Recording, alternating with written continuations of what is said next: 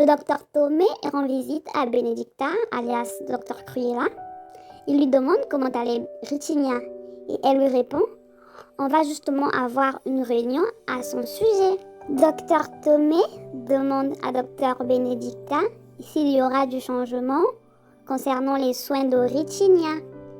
Elle lui répond que ce n'est pas la politique de l'hôpital,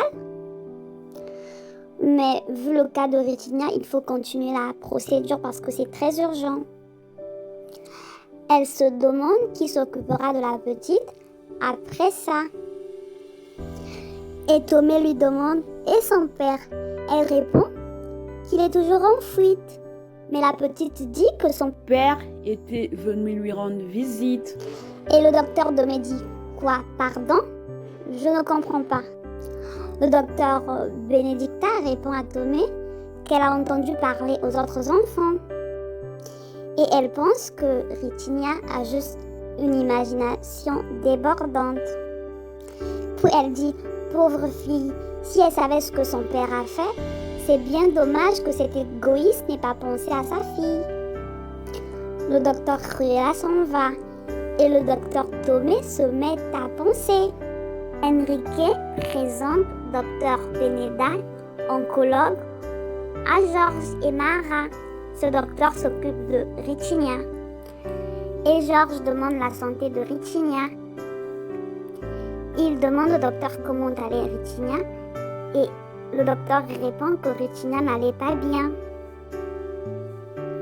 qu'on n'a pas encore trouvé un donneur pour elle. Docteur Benedicta les rejoint. Elle dit que c'est urgent de trouver un donneur à Ritinia. Enrique dit: nous avons déjà sollicité à peu près toutes les instances possibles, mais sans succès. Et Mara propose une publicité sur les réseaux sociaux ou à la télévision. Et le professeur lui répond que cette campagne rencontre rarement du succès. Et Dr Benita ajoute qu'il y a de nombreux enfants dans ce cas. Quelle sera l'image de l'hôpital? Georges dit être d'accord avec Mara. Il sait que nombreux attendent, mais s'ils peuvent sauver une vie, ça sera bien. Georges dit que ses associés seront d'accord. Une dame vient rendre visite au docteur Tomé. Elle lui apporte des choses à manger. Et le remercie pour avoir sauvé son mari. Mara les rejoint et la dame s'en va. Mara et le docteur Tomé se mettent à rire. Le docteur Tomé dit à Mara que dernièrement, elle m'a ramené des poules. Et Mara dit: ça fait du bien de voir les gens heureux et satisfaits. Il dit encore, Mara dit au docteur Tomé qu'elle a des bonnes nouvelles. Elle lui dit: Georges a accepté de lancer une campagne. Puis il répond: waouh, c'est grâce à toi ça. Et elle lui répond: un peu, j'ai dû user de mes arguments de belle-fille. Et il lui demande c'est tout ce qu'elle a fait pour Rita. Elle lui dit comment? Et le docteur Tomé dit: c'est à toi de me le dire. Et il continue en disant: tu ne crois pas que t'en fais trop? Et Mara lui répond: je n'ai pas le temps de jouer aux devinettes. Et elle s'en va.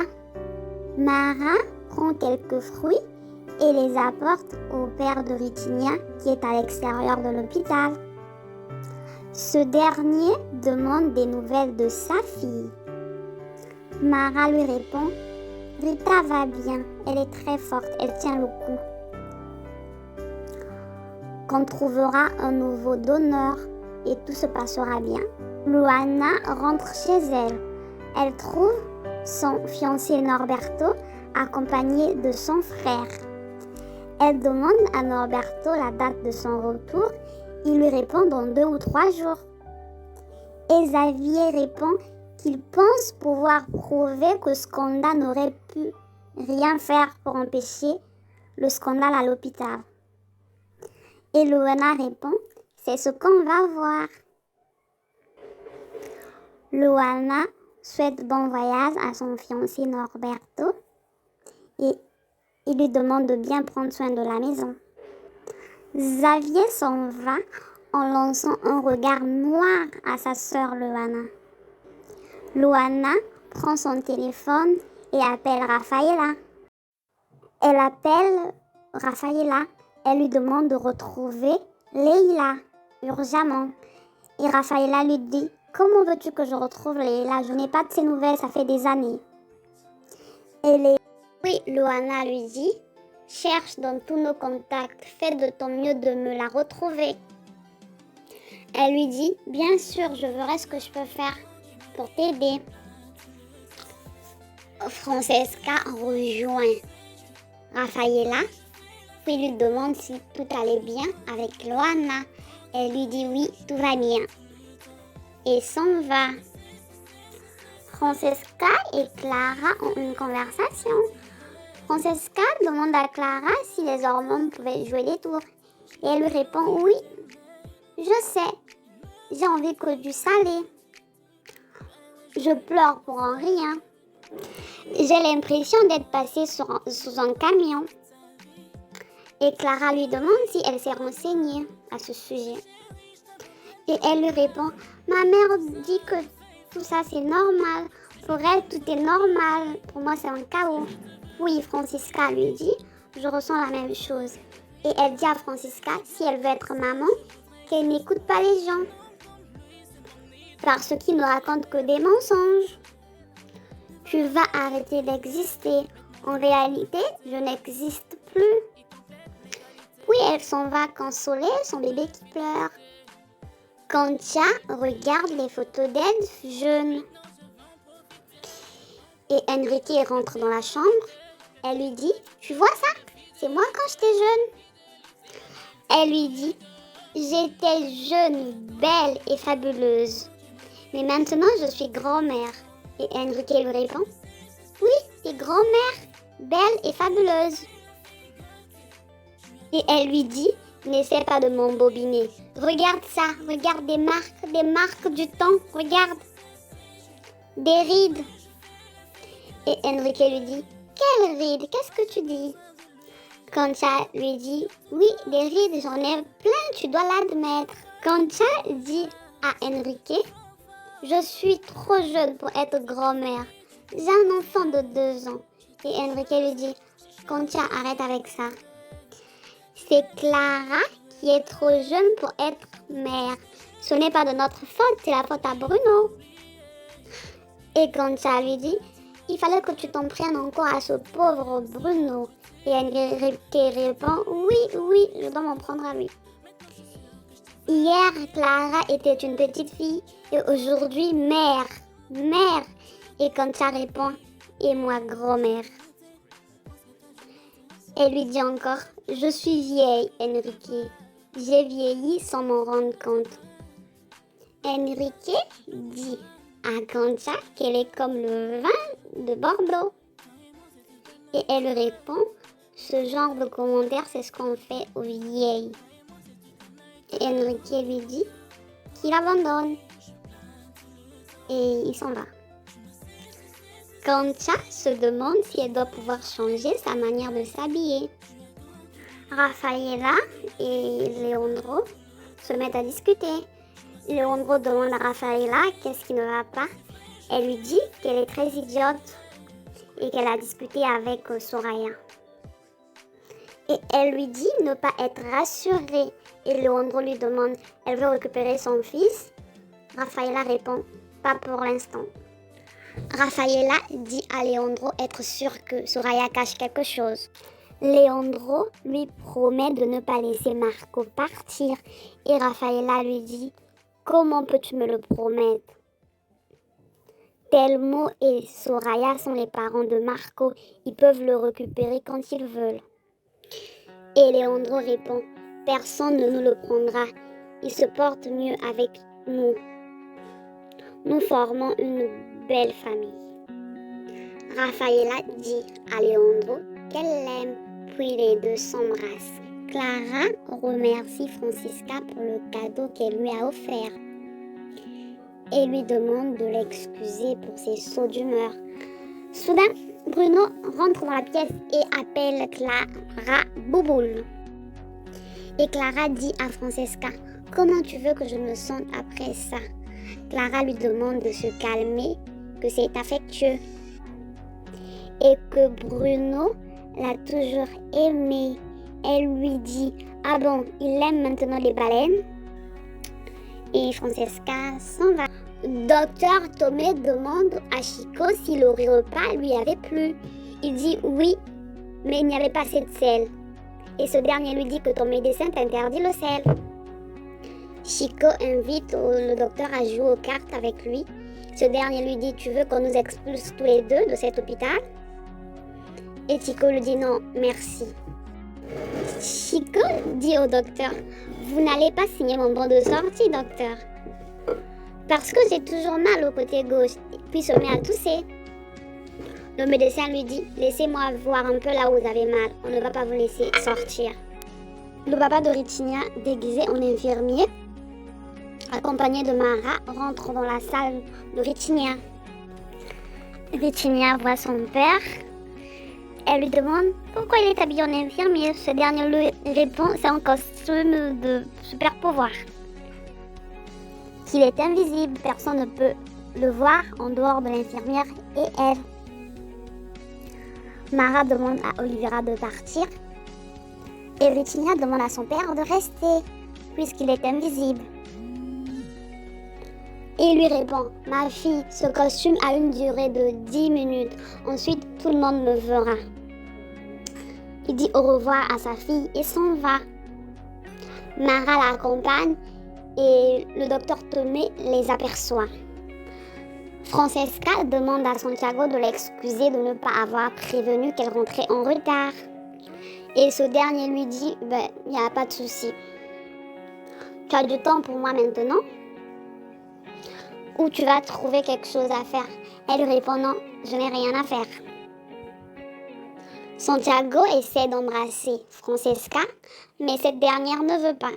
Elle lui dit qu'elle doit dormir parce que demain elle a cours.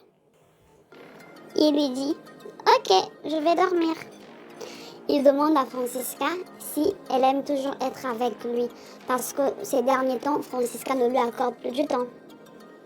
Elle lui dit non, ce n'est pas lui le problème, c'est elle le problème.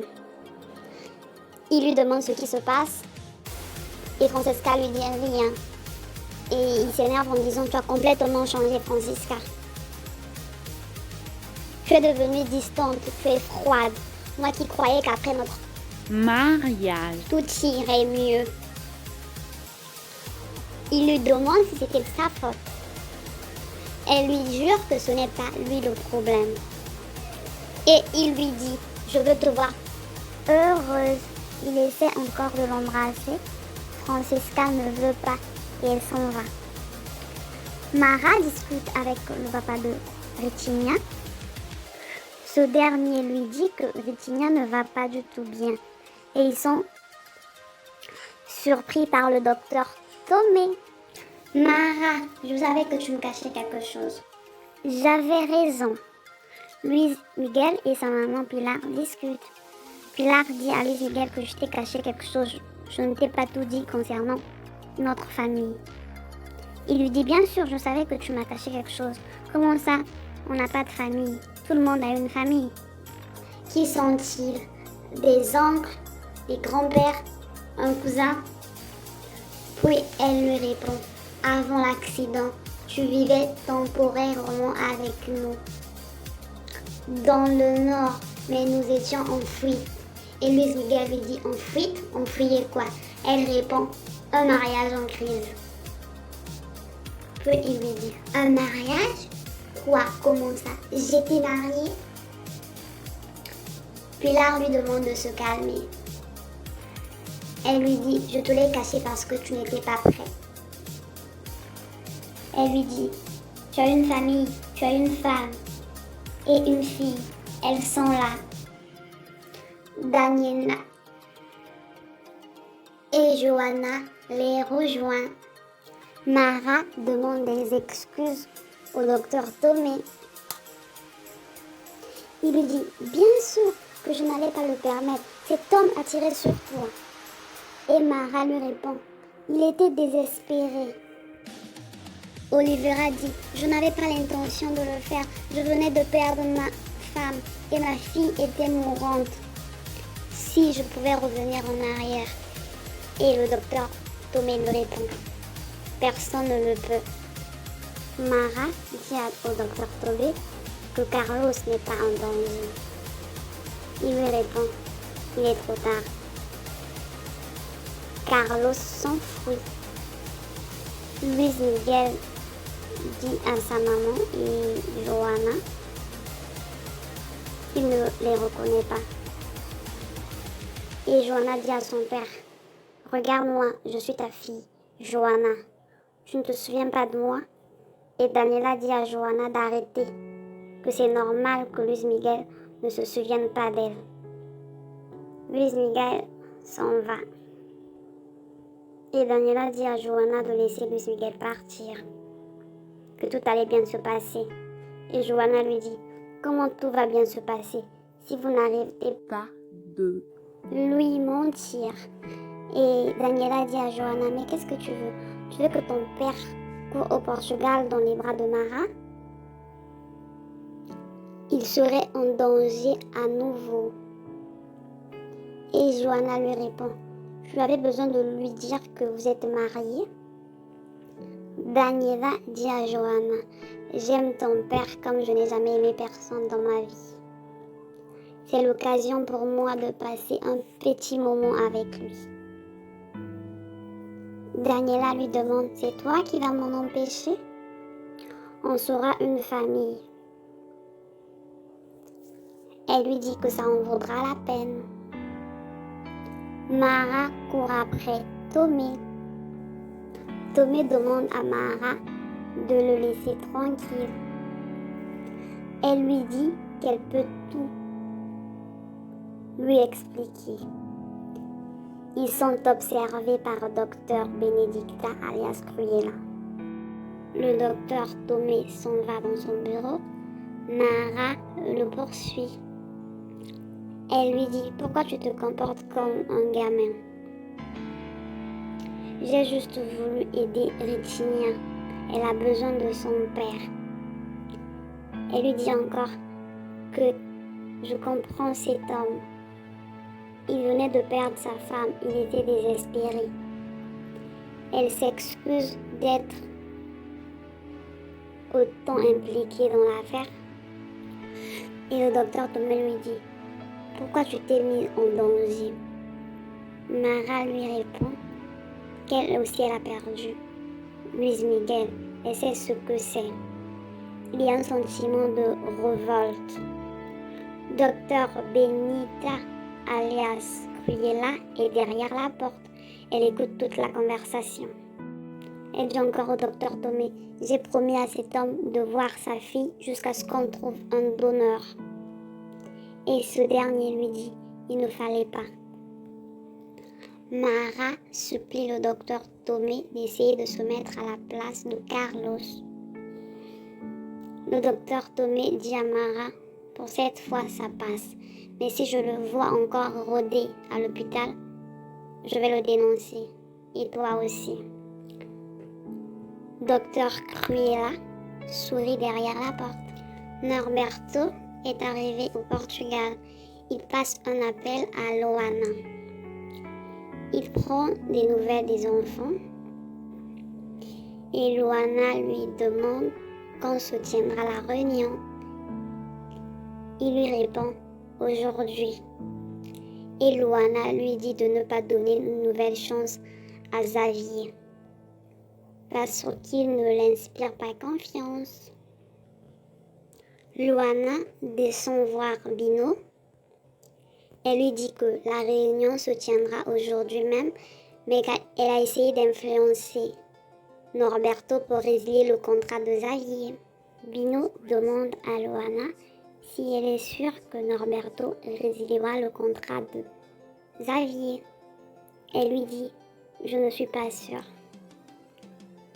Tu sais comme il est. Et Loana dit, je dois retrouver cette Leïla.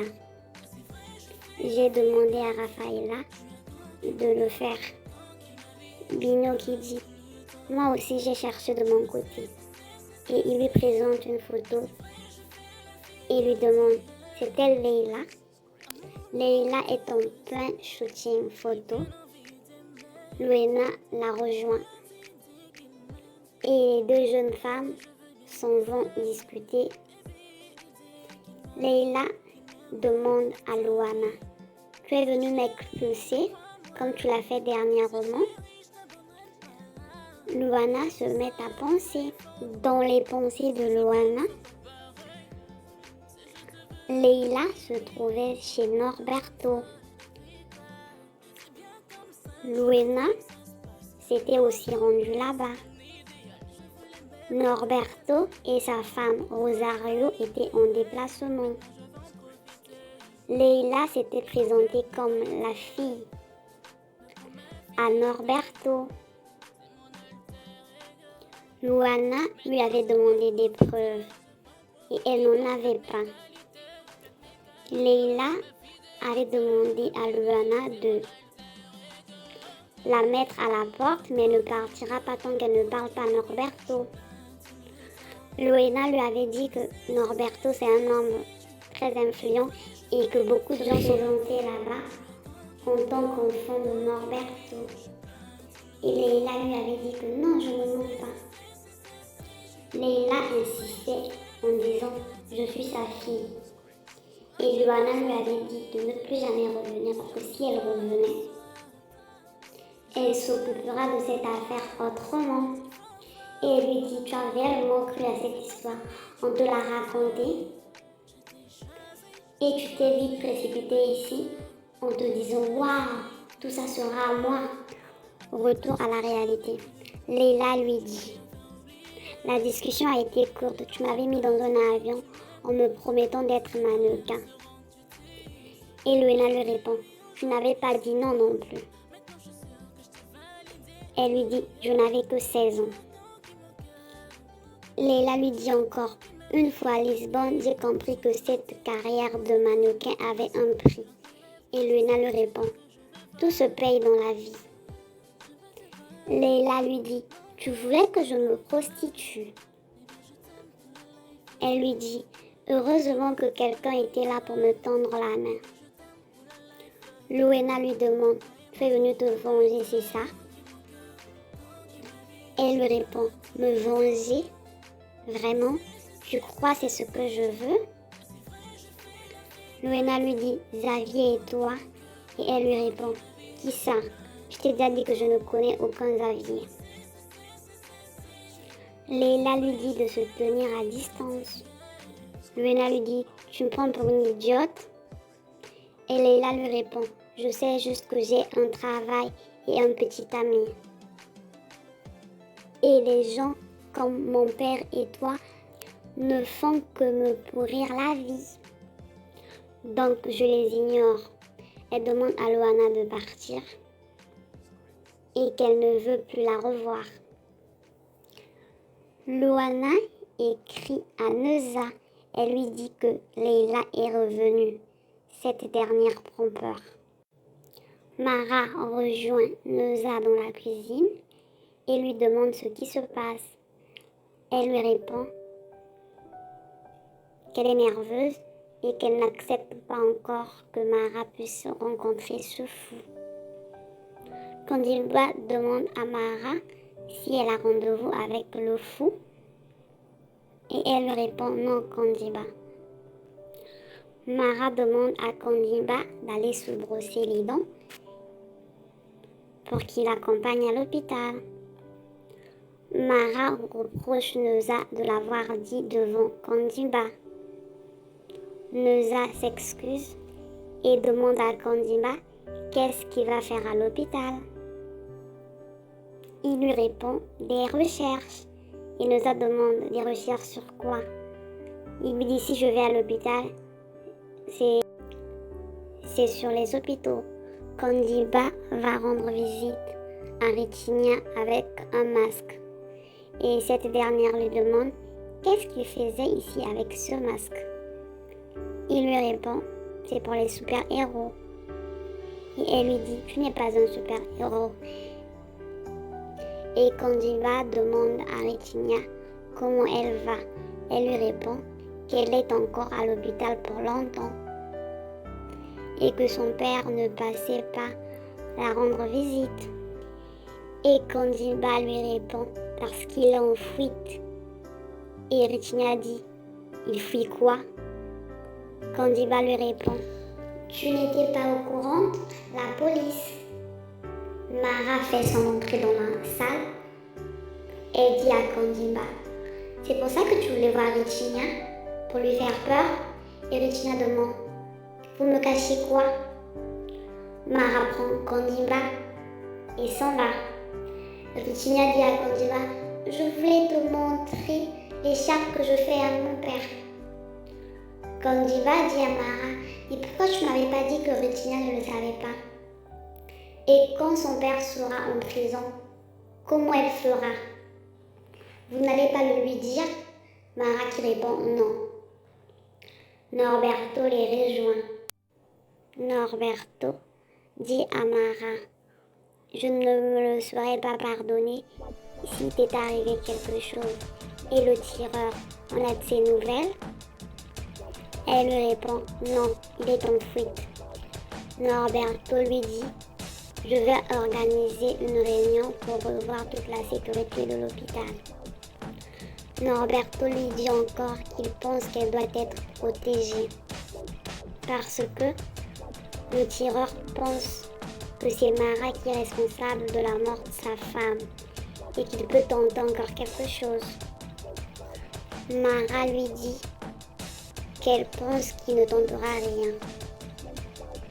Docteur Cruella les rejoint en disant à Norberto, elle pense que Mara doit bénéficier d'une protection, surtout avec ce fou en liberté. Mara demande au docteur Benedicta de se mêler de ses affaires et Norberto lui dit, Mara, le docteur s'inquiète juste pour toi, pour ta sécurité tout comme moi. Mara demande à son père de rentrer à la maison voir ses petites filles. Le docteur Benita demande à Norberto d'insister auprès de Mara parce qu'on ne sait pas ce qui peut se passer. Pilar passe un appel à Xavier. Elle lui dit de ne pas laisser Norberto résilier le contrat avec Sconda, qu'ils doivent toujours être collés à lui.